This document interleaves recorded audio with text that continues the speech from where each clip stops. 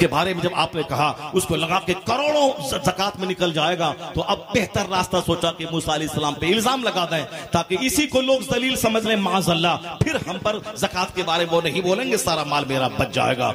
अल्लाह रब्बुल इज्जत ने ऐसा दलील किया उस बदतमीज को कि जिस औरत को बहला फुसला के इल्जाम लगाने लाया था, वो औरत साफ साफ बयान कर दिया मजलिस में कि हमें इसने बहला फुसला कर मूसा अलैहिस्सलाम पे गलत इल्जाम लगाने के लिए पैसा देके मुझको तैयार किया है। मूसा अलैहिस्सलाम इस इल्जाम से बरी है, यानी सबके सामने मूसा अलैहिस्सलाम की बरात जाहिर हुई। उसके बाद जनाब मूसा को जलाल आया, उसकी तरफ कहरो खसब से देखा।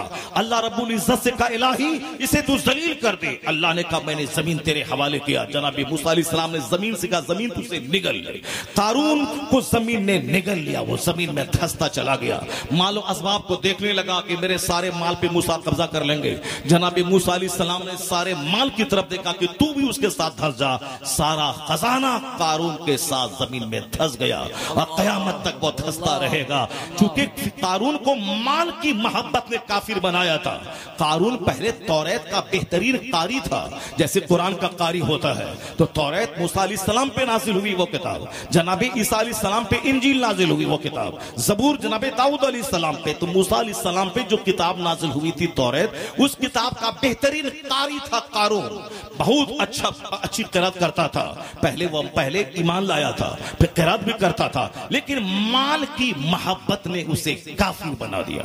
जनाब मूसा अलैहिस्सलाम पे इल्जाम लगाने पर मजबूर किया। ये माल भी उतनी अच्छी चीज नहीं है जिस माल के चक्कर में तुम पड़ रहा है।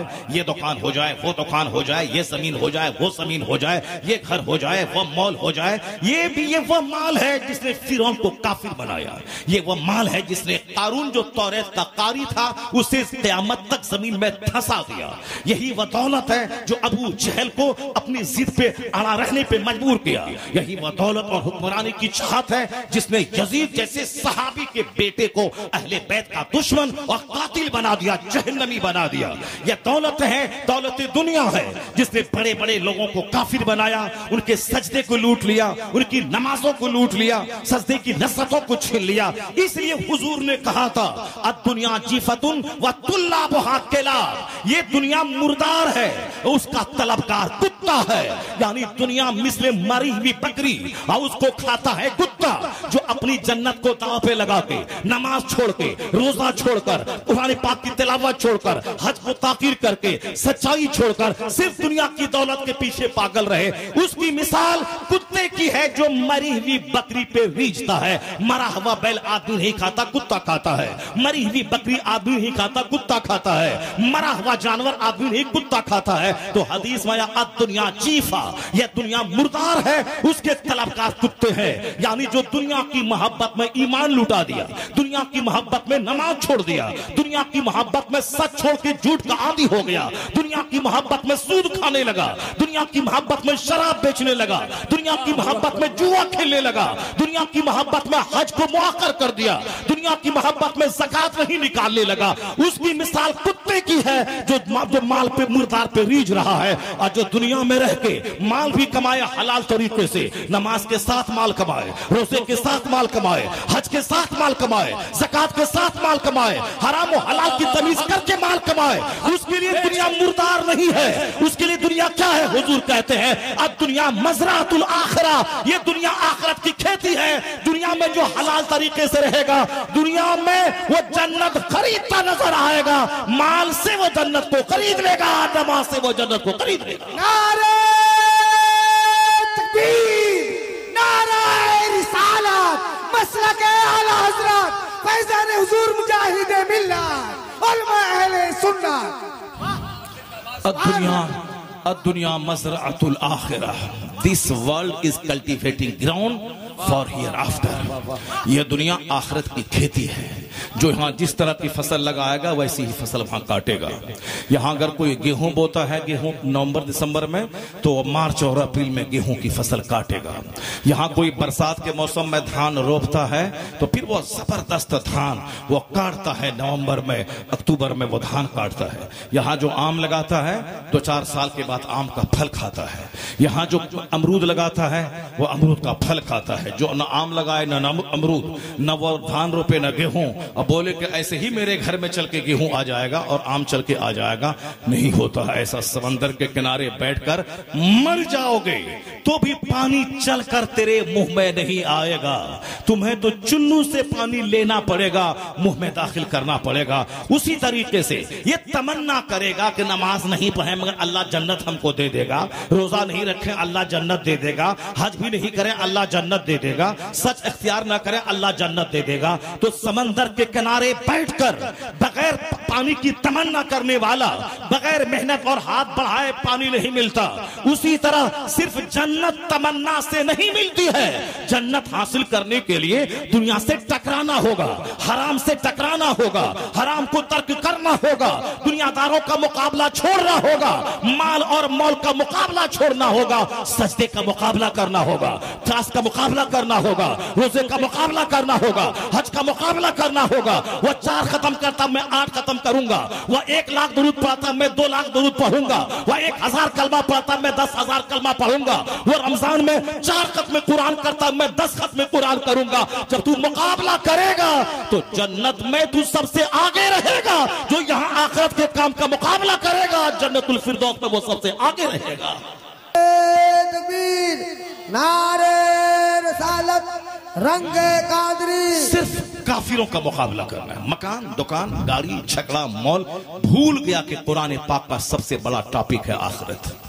कुरान पाक का सबसे बड़ा टॉपिक है आखिरत। सबसे ज्यादा अल्लाह के रसूल ने जो कुछ हदीस में कहा है उसमें सबसे ज्यादा चर्चा आखिरत का है, जन्नत का है, जहन्नम का है, पुलसरात का है, जो सारा चर्चा मेरे घर में होता ही नहीं।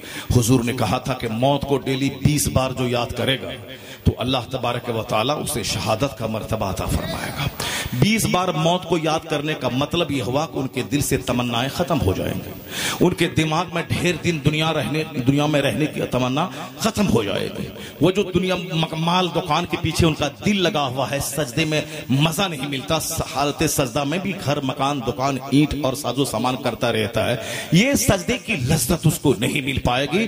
दुनिया की जो तमन्ना दिल में रहेगी वह सजदे में भी उसको भूल नहीं पाएगा। इसलिए इन तमन्नाओं को छोड़ दे। और इससे जब दिल अटका रहेगा माल से, दुकान से, खेत से, तू सजदे की लज्जत नहीं पाएगा। खाने काबा के पास बैठ करके भी तू दुनिया दुनिया करेगा। लोग वहां जाते हैं गुनाहों की माफी के लिए और अक्सर लोग वहां जाते हैं मॉल, दुकान, गाड़ी, छकड़े की खरीदारी के लिए। अजमेरी मोहल्ला में 97 साला फकीर अपना वतन ईरान छोड़ के वहां आया, न जमीन खरीदी न बाग खरीदा, सारी जिंदगी अल्लाह को राजी करने के लिए रात भर सजदा करता रहा और दिन भर इस्लाम की तबलीग करता रहा। आज हिंदुस्तान के करोड़ों लोग उस फकीर के आस्थाने पे बेटा बेटी इलेक्शन में जीत की भीख मांगने जा रहे हैं। ये बताएं, वो फकीर अपना वतन छोड़ दिया अल्लाह के लिए, उन्होंने रात की नींद कुर्बान कर दी अल्लाह के लिए, उन्होंने दिन का चैन कुर्बान किया अल्लाह के लिए। उनके आस्थाने पे लोग भीख मांगने जाते हैं कि बेटा चाहिए, बेटी चाहिए, मकान चाहिए। लोगों ने जैसी की तैसी कर दी। खाने काबा में भी जाके खेत मकान है, अजमेरी मोहल्ला में भी खेत मकान है, रोज़े रसूल के पास जाके भी खेत मकान मांगता है। एक अजमेरी मोहल्ला की एक छोटी सी किरण है, वो धामनगर शरीफ में, वहां फैज़े गरीब नवाज लेके यहाँ मुजाहिद बांट रहे हैं। यहाँ भी लोग घर मकान लेके जा रहा है, कोई नहीं जाता मुजाहिद। आप ट्रेन में जनरल डब्बे में भी आप सफर करने के बाद नमाज नहीं छोड़ते थे। हमें भी, मेरे लिए भी दुआ कर दीजिए ताकि मैं अपने घर में रह करके भी नमाज पढ़ूं। 4 वक्त की नमाज तो लोग पढ़ते हैं, फजर नहीं पढ़ पाते हैं। लोग जो 3 बजे सोएंगे और फजर की नमाज कैसे पढ़ेंगे? साल में एक बार नमाज कज़ा होता है, अलग बात है। यहाँ तो साल में एक बार फजर पढ़ने को मौका मिलता है, यहाँ तो कंटिन्यू रोजाना फजर की नमाज कज़ा हो रही है। मुजाहिद, आप तो ट्रेन में नमाज नहीं छोड़ा, सफर में आप नमाज तर्क नहीं किया, आप मुसीबतों में नमाज नहीं छोड़ा, आप कड़ाके की सर्दी में नमाज तर्क नहीं किया, जबरदस्त गर्मी में भी नमाज तर्क नहीं किया। आप ट्रेन के जनरल डब्बे से बाहर निकल के नमाज पढ़ के फिर ट्रेन में घुस जाते थे। आप जेल के अंदर नमाज पढ़े, जेल के बाहर नमाज पढ़े, हज के सफर में नमाज पढ़े, हरमैन तैयबैन में नमाज पढ़ा, आपने एक वक्त की नमाज कज़ा नहीं की। इसलिए मुजाहिद, आप मेरे मेरे लिए दुआ कर दो कि मैं पक्का नमाजी बन जाऊं। नहीं मिले करोड़ों का मॉल, नहीं मिले करोड़ों बीघा जमीन, नहीं मिले करोड़ों का बैंक बैलेंस, मैं नमाजी बन जाऊं तो मुस्तफा ने कहा है फजर की 2 रकात नमाज दुनिया और दुनिया की सारी बादशाही से बेहतर है, दुनिया के सारे खजाने से बेहतर है। फजर की 2 रकात नमाज दुनिया और दुनिया में जितनी चीजें हैं सबसे बेहतर है। अगर तू ये भीख मांगता, मुजाहिद का चेहरा कब्र में खिल जाता, उनका सीना कुशादा हो जाता कि मेरा मानने वाला ये नमाजों की पाबंदी की भीख मांग रहा है, अजमेर में भी घर और जमीन मांगता है, इस मुजाहिद के पास भी आके जमीन और घर मांगता है। ये बता दे हज की सादत कहां मांगेगा, नमाज की तौफीक कहां मांगेगा, तलावत के मजे कहां मांगेगा, जिक्र का मजा कहां मांगेगा, फक्र कहां मांगेगा, जुहद कहां मांगेगा, जन्नत कहां मांगेगा, जहन्नम से परहेज कहां मांगेगा। ये नापाक दिल को पाक कर, ये दिमाग से गंदी तमन्ना निकाल दे, आलिमों का चेहरा देख, कुरान पाक के वर्क को देख। आने वाला माह रमजान आ रहा है, रमजान में सच्ची तौबा कर ले, तिलावत से दिल लगा ले, इबादत से दिल लगा दे, रात में तहज्जुद पढ़ दे और मान अल्लाह से इलाही मकान तो तबाह होने वाला है, दुनिया तो छूटने वाली है, 50 खरब रुपए रहे फिर भी छोड़ के जाना है। ए अल्लाह अपने मुजाहिद के सदके मेरे सीने से माल की मोहब्बत निकाल दे। अगर तू रो के दुआ करेगा अल्लाह तुझे बुजुर्गों की खैरात अता करेगा, यहां रह के भी तेरा चेहरा जन्नत के जैसा चमकने लगेगा। नारे तकबीर, नारे रसालत, तू पॉलिटिक्स लेके बैठा है कि इस्लाम का क्या होगा, सीएए का क्या होगा, एनआरसी का क्या होगा, हिंदुस्तान का क्या होगा, हिंदुस्तान में क्या होगा, कुछ नहीं होगा। 4 कलमा पढ़ने वाला था, बोला मिटा देंगे, 4 करोड़ कलमा पढ़ लिया, बोला मिटा देंगे 100 करोड़ लोगों ने कलमा पढ़ा। अभी 100 साल पहले बोला था काफिर, इनसे ज्यादा मजबूत था, वह लोग ताकतवर था, पढ़ा लिखा था, बोला मिटा देंगे, मगर उनके नाचने कूदने से क्या हुआ। अभी 200 करोड़ पूरी दुनिया में मुसलमान मौजूद है, उनके नाम के साथ लफ्ज़ मोहम्मद जुड़ा है। ये मोहम्मद अहमद है, ये मोहम्मद समर है, ये मोहम्मद कमर है, ये मोहम्मद शहरयार है, ये मोहम्मद तंजील है। या 200 करोड़ लोग मोहम्मदी गुलाम है, मोहम्मदी फौज है। इसका मतलब यह निकला कि दुश्मनी बढ़ती जाती है, मुस्तफा के गुलामों की तादाद में इजाफा होता चला जाता है। नूरे खुदा कुफ्र की हरकत पे खंदाजन, फूंकों से चरा बुझाया नहीं। इस्लाम के बारे में ज्यादा चिंता मत करो तुम, इस्लाम के बारे में कल मर जाओगे तो कब्र में तेरा क्या होगा उसके बारे में चिंता करो। कल कब्र में तुम्हारे साथ क्या होगा, क़यामत के दिन पुरसरात पे तेरा क्या होगा। नेकी बदी तौली जाएगी, नेकी है 1 लाख, बदी है 50 करोड़, उसका क्या होगा। दिन में 1 बार सच बोला, 99 बार झूठ बोला, उसका क्या होगा। एक दिन हलाल खाया और 29 दिन हराम ही खाता रहा, उसका क्या होगा। बदन में अंग अंग जो हराम से भरा है, जो झूठ से माल कमाए, जो साहब धोखा दे के माल कमाए, उसका क्या होगा। काफिरों को क्यों देखता है, उनका मकान क्यों देखता है, क्यों तरसता है, उनकी गाड़ी देख के क्यों तरसता है, उनकी बादशाहत देख के क्यों तरसता है। तेरे खुदा ने कुरान में क्या कहा, ज़ुय्यना लिल्लज़ीना कफ़रुल हयातुद दुनिया व यस्खरून मिनल लज़ीना आमनू वल्लज़ीना तक़ौ फ़ौक़हुम यौमल क़यामा। अल्लाह कहता है कि दुनिया की जिंदगी अल्लाह ने काफिरों के लिए सजा दी है और ये कलमा पढ़ने वालों को देखकर हंसते हैं। अल्लाह कहता है अगर तुमने इनके मजाक की परवाह नहीं किया और अगर तुम तकवा के साथ दुनिया में रहे, तकवा वल्लज़ीना तक़ौ, अगर तुम मुत्तकी बन के रहे, गरीबी की आग में जले मगर गुनाह के करीब नहीं गया, तुम गरीब रहे मगर गुनहगार नहीं रहे, मुत्तकी बन के रहे, तो अल्लाह कहता है तू इन काफिरों पे गालिब आ जाएगा।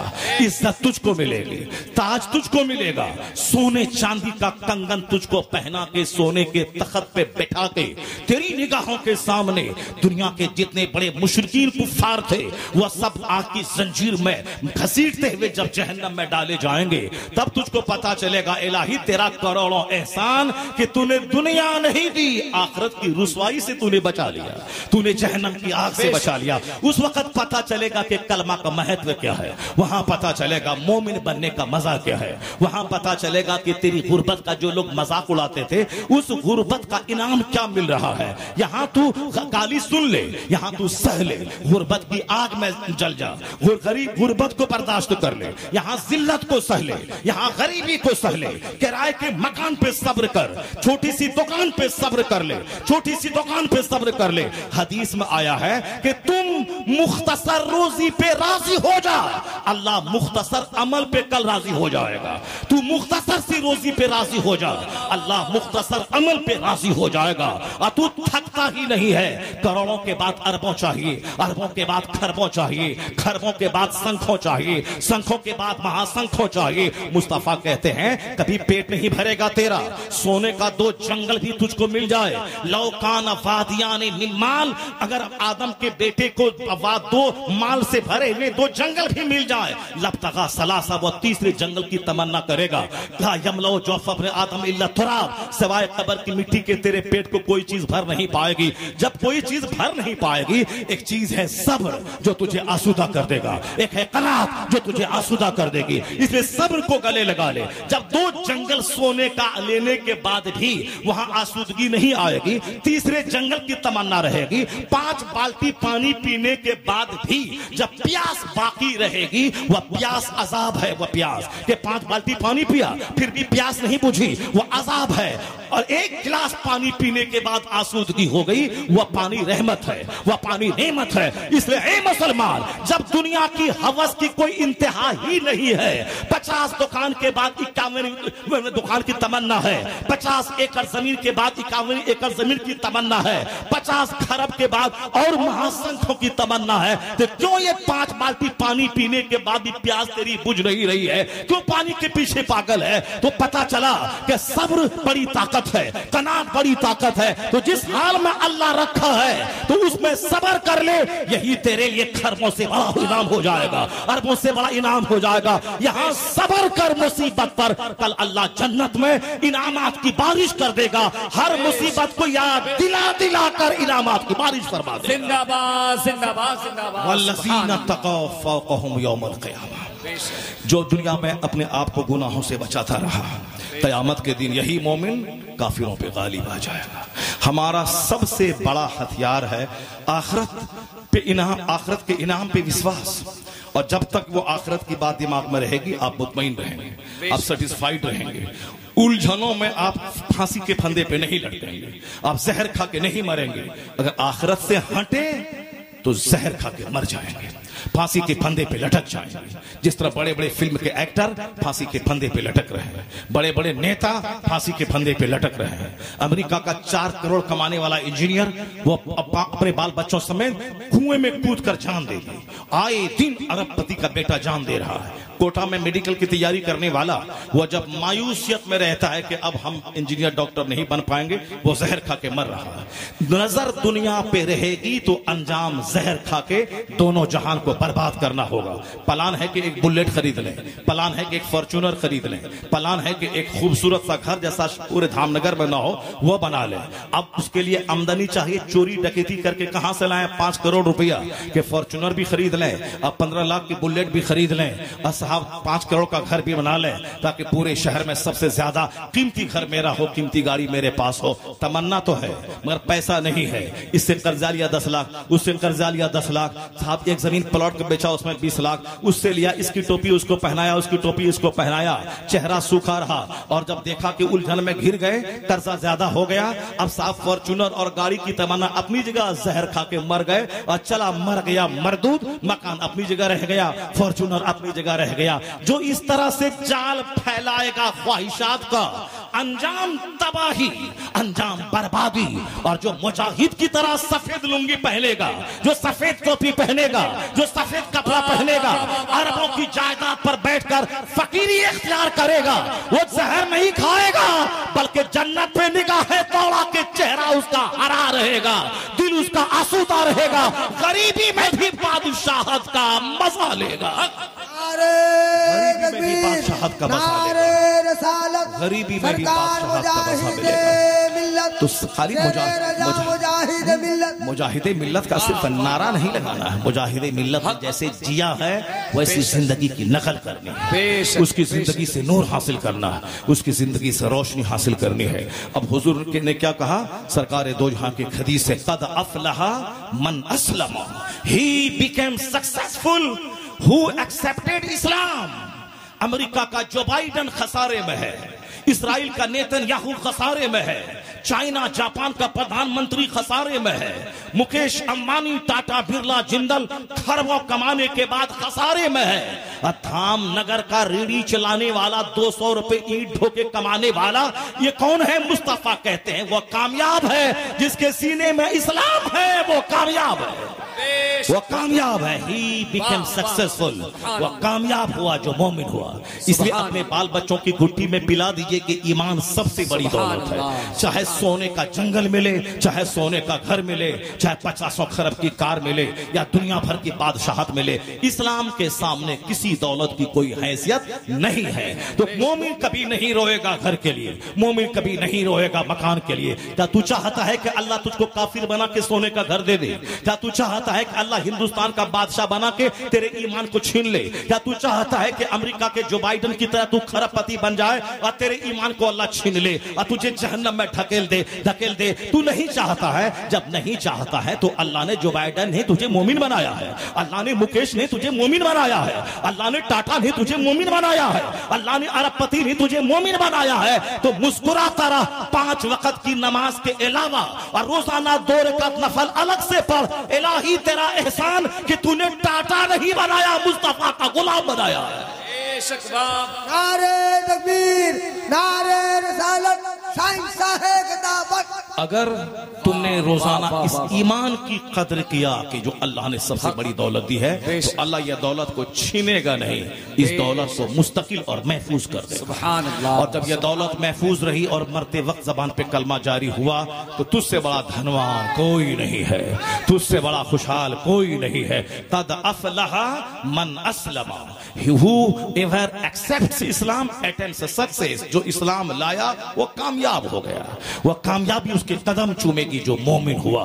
तो आप किराए के घर में भी बादशाह हैं, आप सड़क पे सोने के बाद ही बादशाह हैं, आप तंबू में रहने के बाद ही बादशाह हैं, नमक रोटी खाने के बाद भी आप बादशाह हैं, मोटा छोटा पहनने के बाद भी आप बादशाह हैं, टूटी चप्पल पहनने के बाद भी आप बादशाह हैं। कुछ नहीं है, सब कुछ अल्लाह ने आपको अता फरमा दिया।